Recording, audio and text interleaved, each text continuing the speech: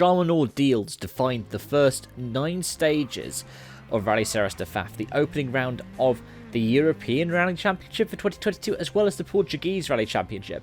It was Nils Solans who took top honours over the course of today, clocking in just under an hour in terms of times, with Jorg Linnemey 1 minute 44.4 off of Solans, and then Armindo Araújo 2 minutes off of Solans, but Araújo took home the win in the first round of the Portuguese Rally Championship, which he could be happy with.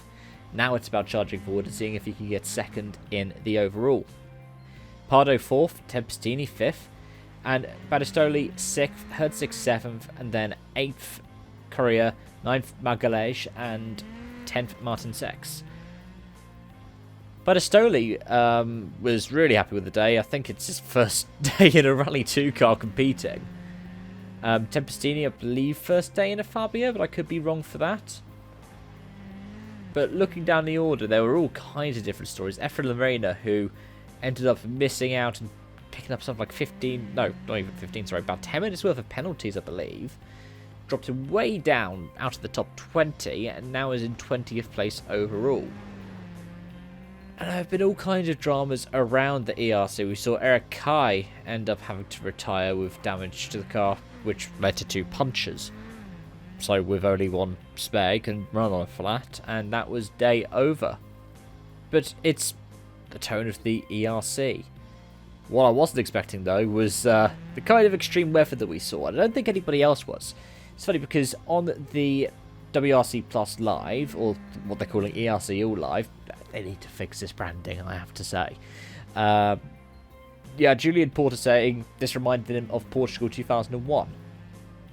Now, in 2001 in Rally Portugal, it was a washout. And it was, to a degree, what we saw today.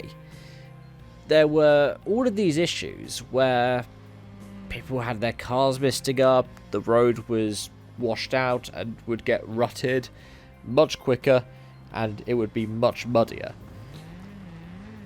But it wasn't as extreme as 2001 Portugal, because that was genuinely like a massive weather climate event. I believe people died when a bridge collapsed in 2001 in Portugal, unrelated to the rally. Like, it was a massive natural disaster. And if the WRC was there today in that kind of situation, they probably would have not run the event. As for the ERC with this kind of drama, it was brilliant to see. So many of the drivers were like, oh, this is the worst conditions I've ever rallied in. This was the toughest day in my rallying career. And some of these people, like Armindo Araújo, have had such a lengthy career. I mean, there are names like Fino in here. There are names like, some of them are a lot newer, like Martin Sesks or Nils Solans or Linnemey.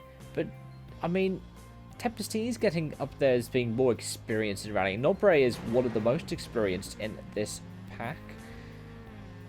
And they were like, yeah, this is such a difficult rally to be in. But I think it's something that's brilliant that's come from the ERC. I really think it is, and I can say for why. Because, I mean, we didn't get the same kind of coverage in the past for it, but at the same time, it's not the WRC. So what we get with the ERC is we get to see this support ladder, and you don't worry about your OGAs, your Lobes, or, I mean, this year with neither of them doing a full season, you don't worry about either Vills, Rofenperas, Tanaks, Evanses. Instead, you're just focused on what's happening, and you're looking at it like, wow, this is really cool.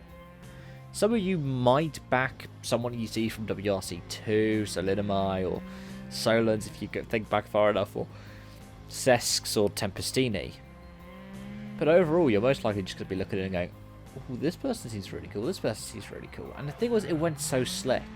I'll probably talk about this in a proper review, but I really liked the way it was all presented. The thing is, I've talked about this for nearly 5 minutes, and I don't feel like there's been too much of notable substance. What I will say is, ERC has been fantastic. Well done to the WRC promoter for putting this on. We've still got another day tomorrow, and, well, I'll give more thoughts then. Thank you so much for watching. Until then, and I hope to see you again soon. Bye for now.